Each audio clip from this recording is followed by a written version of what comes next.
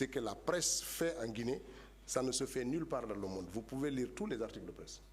Il n'y a qu'en Guinée où on peut se permettre d'inviter quelqu'un au micro et qui dit toutes les insanités qu'il souhaite sur n'importe quelle autorité, et on considère que c'est la liberté de la parole.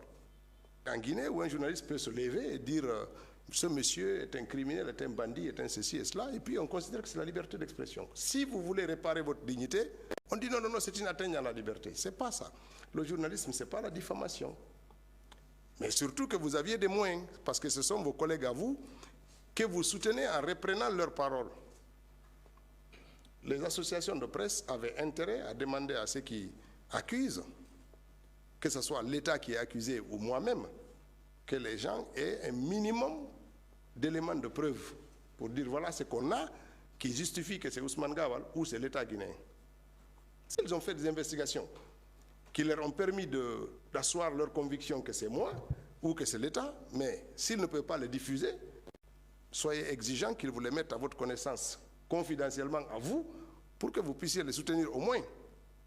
Mais si n'importe qui se lève, jette le discrédit sur une personne ou un État, et puis derrière vous dites c'est la liberté de la presse, vous allez fragiliser votre métier.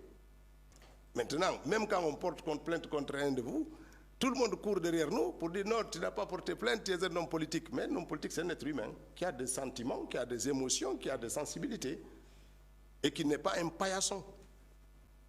Il y a eu énormément de gens qui ont lutté pour que vous arriviez à un niveau où il y a quasiment une dépénalisation de votre métier. Préservez ça.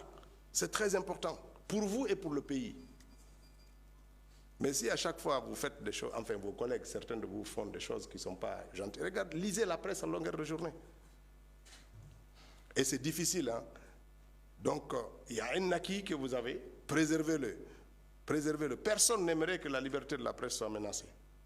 Et elle n'est pas du tout menacée en Guinée. Et on peut le dire clairement. Malgré tous les titres qu'on fait là, elle est menacée et tout ça, ce n'est pas du tout vrai. Ce n'est pas du tout vrai. Soyez sûrs qu'aujourd'hui, dans l'espace de la CEDEAO, la plupart des pays ont supprimé la dépénalisation des délits de presse. La plupart des pays qui nous entourent. Et encore, c'est un acquis dans notre pays. Faisons en sorte qu'on soit à la pointe pour préserver cette liberté-là. C'est très important. Et cela dépend aussi de vous. Nous sommes pour la liberté de la presse. Nous la défendrons partout. Mais une presse responsable qui fait attention à sa déontologie, qui est rigoureuse dans le traitement de l'information. Cette presse-là, elle mérite d'être protégée. Elle mérite d'être préservée.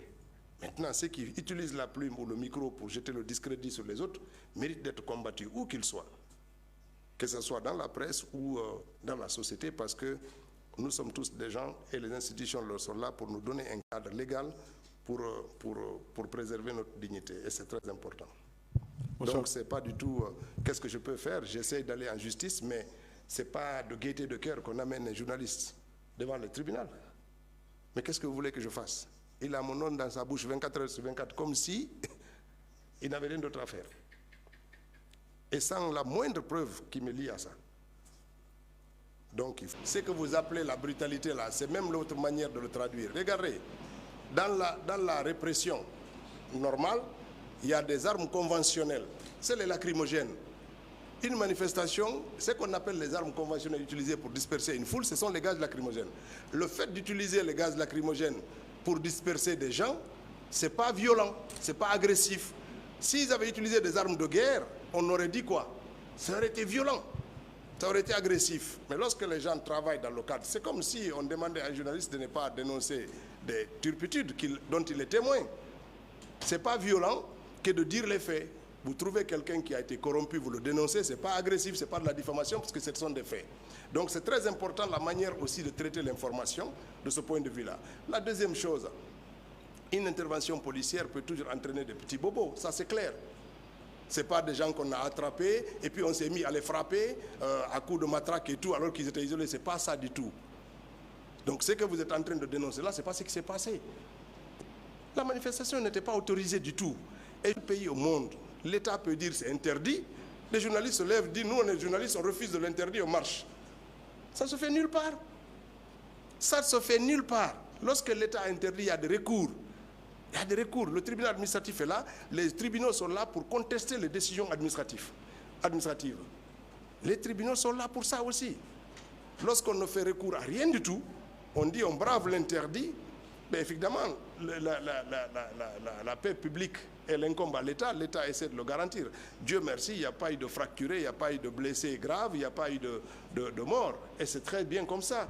Si on fait des interventions de police, les interventions de police entraînent quelques bobos parce que les gens y courent, il ne faut pas dire non, on nous a agressés et violentés, ça c'est faux. Ce traitement de l'information a été biaisé. Ça, je peux vous le dire, parce que personne de vous, vous étiez là-bas, personne de vous ne peut diffuser une image où il voit un de vos confrères en train d'être brutalisé par la police.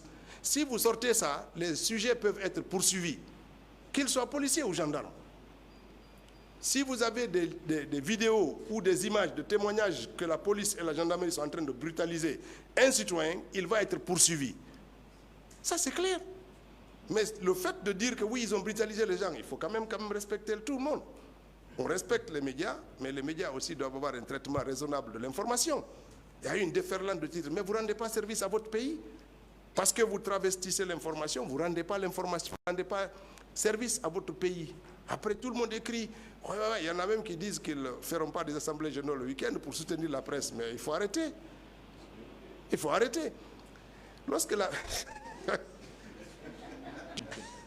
C'est bizarre. Okay.